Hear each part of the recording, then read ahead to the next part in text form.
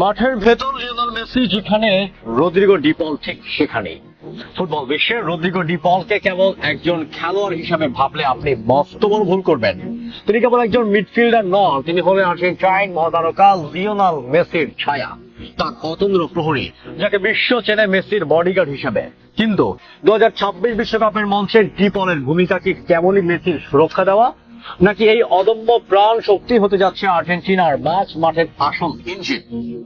ভাবুন তো, একজন মানুষ বিরতিহীন ভাবে 90 মিনিট মাঠের এক প্রান্ত থেকে অন্য প্রান্তে ছুটে চলেছেন, প্রতিপক্ষের আক্রমণ মাঝ পথে ধূলিসাৎ করছেন এবং পরক্ষণে নিখুঁত পাশে মেসির পায়ে বল তুলে দিচ্ছেন। অতি মানবীয় এই স্টেমিনা আর হার না মানা মানসিকতা কি 2026 বিশ্বকাপে আর্জেন্টিনাকে আবারও বিশ্বজয়ের স্বাদ দেবে?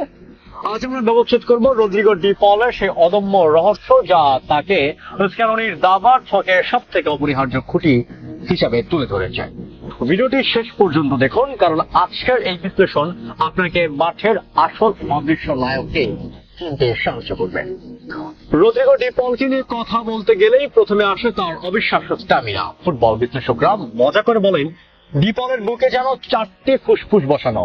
2026 বিশ্বকাপে যখন ম্যাচের গতি আরো বেড়ে যায়, তখন ডি পলের এই অদম্য প্রাণ শক্তি হবে আর্জেন্টিনার মূল অস্ত্র।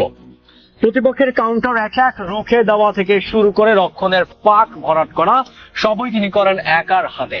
আর তার এই বক্স টু বক্স মিডফিল্ডার ভূমিকা আর্জেন্টিনার মাঝ মাঠকে এমন এক ভারসাম্য দেয় যা বিশ্বের অন্য কোনো দলের নেই। ডি পলকে কেন বডিগার্ড বলা হয়? কারণ মেসির যখন আক্রমণের মনোযোগ দেন, ডি পল তখন তার পেছনের দেয়াল হয়ে দাঁড়িয়ে থাকেন। কিন্তু 2026 বিশ্বকাপে তার ভূমিকা আরো বিস্তৃত।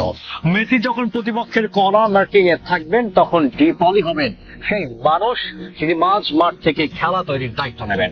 তিনি কেবল প্রতিপক্ষকে ট্যাকল করেন না, বরং তার পা থেকে বের হয় সব চোখ ধাঁধানো থ্রু পাস। সুরক্ষা আর সৃজনশীলতার এই অদ্ভুত মিশনই তাকে আর্জেন্টিনার মাঝ মাঠের প্রকৃত ইঞ্জিন করে তুলেছে। লিওনেল স্ক্যালোনি ফুটবল দর্শনের ডি পল হলেন একজন ওয়ারিয়র। 2026 সালের 26 জনের স্কোয়াডে অনেক প্রতিভাবান তরুণ থাকলেও ডি পলের অভিজ্ঞতা আর লড়াকু মানসিকতা কোনো বিকল্প নেই। তিনি দলের ভেতরে জয়ের মানসিকতা ছড়িয়ে দেন। যখন দলের চাপ থাকে, তিনি ডি পল তখন তার শারীরিক ফুটবল দিয়ে প্রতিপক্ষকে তটস্থ করেন এবং সতীর্থদের উজ্জীবিত রাখেন। এই চারিত্রিক দৃঢ়তায় বিশ্বকাপের বড় ম্যাচগুলোতে আর্জেন্টিনার মাঝ মাঠের নিয়ন্ত্রণে রাখার প্রধান চাবিকাঠি হবে। রদ্রিগো ডি পলকে যখন জিজ্ঞেস করা হয় তখন তিনি কেন মাঠে এত দৌড়ান, তার উত্তরটা খুব সহজ। লিও যখন আমার অধিনায়ক, তখন তার জন্য আমি যুদ্ধে যেতেও রাজি। 2026 বিশ্বকাপে ডি পল কেবল মাঝ মাঠের নিয়ন্ত্রণই করবেন না, বরং তিনি খেলবেন তার প্রিয় বন্ধুর জন্য, তার আদর্শের জন্য। এই অদৃশ্য প্রাণ শক্তি উৎস কেবল শারীরিক সক্ষমতা নয়, বরং মেসির প্রতি তার সেই অগাধ ভালোবাসা, যা একজন সতীর্থের চেয়েও অনেক বেশি কিছু। মাঠে যখনই কেউ মেসিকে আঘাত করার চেষ্টা করে, ডি পল সেখানে ঢাল হয়ে দাঁড়ান।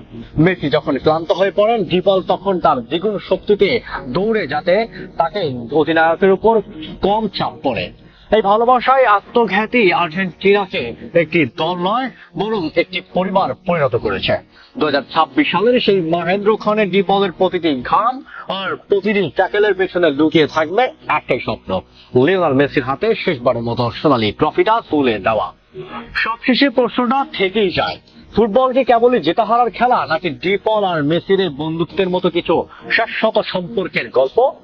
রদ্রিগো ডি পল প্রমাণ করেছেন যে একজন মহান নায়কের পাশে যদি একজন বিশ্বস্ত সেনাপতি থাকে, তবে যে কোনো বাধা জয় করা সম্ভব। বন্ধুরা, ডি পল আর মেসির এই বিরল রসায়ন নিয়ে আপনাদের অনুভূতি কি? আপনারা কি মনে করেন এই ভালোবাসায় আর্জেন্টিনাকে 2026 সালের হেক্সা এনে দেবে? কমেন্টে আপনাদের আবেগঘন মতামত শেয়ার করুন। ভিডিওটি ভালো লাগলে লাইক দিন এবং আলবিসেলেস্তেদের এই ভালোবাসার গল্প, ফুটবল আর প্রিয় দলের সব ধরনের খবর জানতে আমাদের সাথেই থাকুন।